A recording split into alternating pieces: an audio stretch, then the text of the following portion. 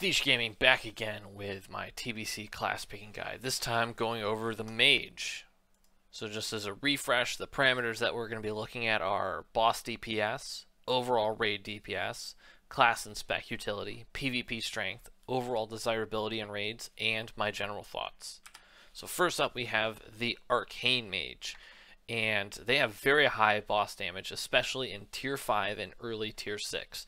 Very high raid damage and moderate to low raid utility. The mage doesn't offer any party buffs, and one mage can provide arcane brilliance to your entire raid and provide food using the new food table, so there is a limit to their utility. There is still CC, but it doesn't come up as often as, say, a 10% attack power bonus. So they have moderate PvP strength, and by moderate I mean specifically Arcane Mage. We'll cover the actual PvP spec later. And generally you want to have one mage in your raid, Arcane Mage especially. So Arcane Mage, just in general, is potentially the highest DPS class in spec once they acquire their 2-piece tier 5 and have received adequate support in the form of party buffs. Along with all other mages, they have very good AoE, and the ability to do both high single target and high AoE damage means that they'll overall be one of the top raid damage leaders. It may be more difficult to find a spot as a raid, in a raid as a mage, just because they are currently the second most popular class, and will continue to be a very powerful class with a strong PvP showing, which means that the player base should still stay high regardless of the raid size and amount of mages in a raid going down. So I want to cover what do you need to do top DPS as Arcane. And really, you want to be in a group with a Shadow Priest. This will get you a bunch more mana. You want to have a Serpent Coil Braid, which gives you more mana and turns your mana gems into a spell damage trinket, which is huge for mages. Thinking that mana and spell damage, huge bonus for Arcane.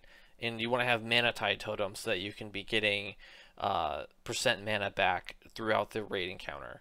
In addition, you really want to have your tier 5 2-piece. This is the increases the damage and mana cost of Arcane Blast by 20%. This is your main damage spell as Arcane, and 20% more damage is massive on your main damage spell. Now, it also increases the mana cost, which is why we were talking about all of the other mana feeders that you need in order to sustain your rotation. And the 4-piece is good, but it's not as essential as the 2-piece.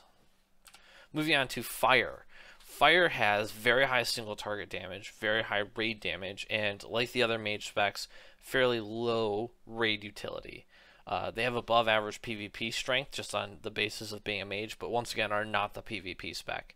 Generally you will want one mage. Fire does require less support than Arcane, and having multiple fire mages means that you can stack Scorch easier, but it's still not something where you're going to stack them to the degree of the other top DPS classes.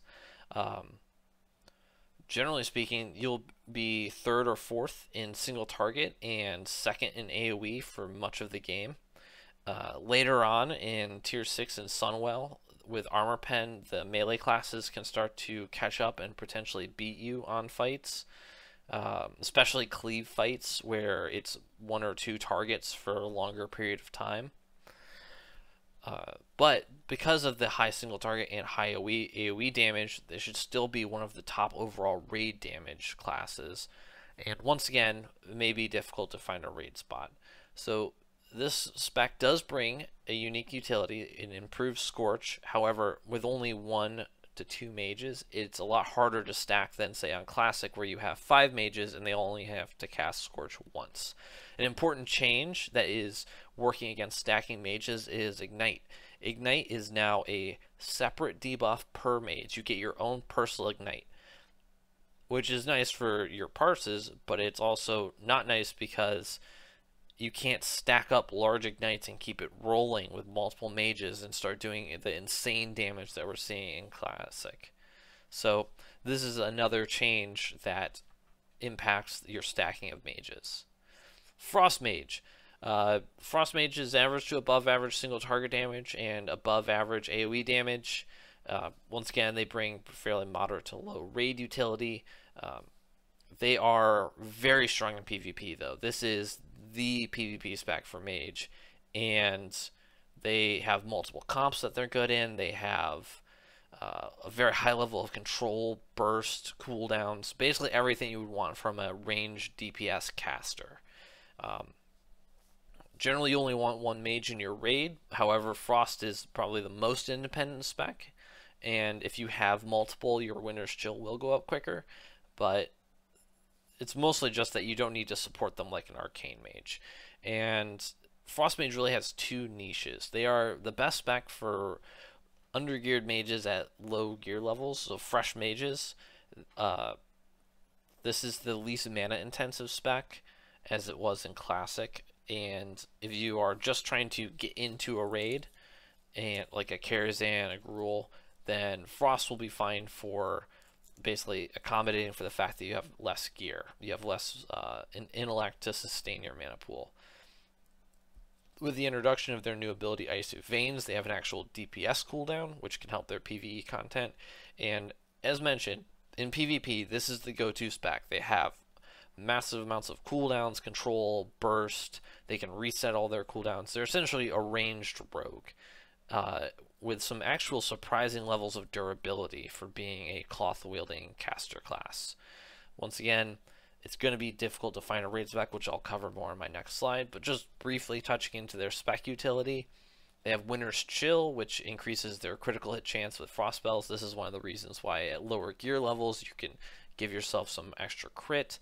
It's not exactly easy to stack, even with Frostbolt, so it takes a while to ramp up and doesn't apply as heavily in AoE situations.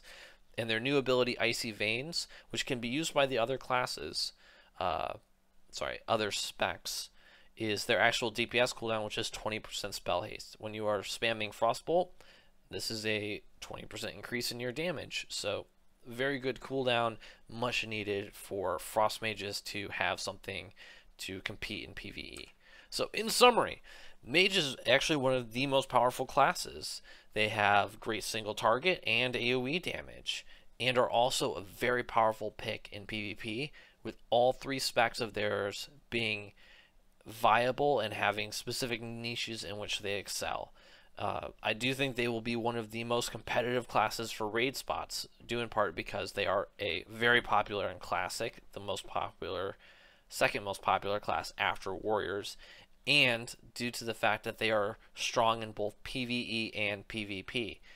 However, this is counteracted by the fact that as a pure DPS class, they have very little buffing and debuffing utility, and mostly bring food tables and arcane brilliance, which one mage can provide a food water table and one mage can provide arcane brilliance. So you see the issue here is that currently we have 5 to 7 mages in Classic, which is 1/8 of your raid, and you're going to be bringing 1-2 mages to a 25-man, which is less as a percent. So I would expect very heavy competition for mage raid spots. Otherwise, it's still a great class, and potentially if you're interested in not raiding, you're just a PvP person, this is one of the best classes. They still are good farmers. They still have a lot of open world power. So if you are not a raider, consider Mage for your PvP class. Once again, I will be covering the other classes in other videos. If you have any questions, comments, want to correct me on anything that I said, feel free to leave a comment, and thanks for watching.